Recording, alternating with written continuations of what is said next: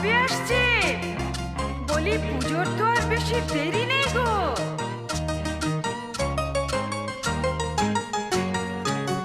Thakurji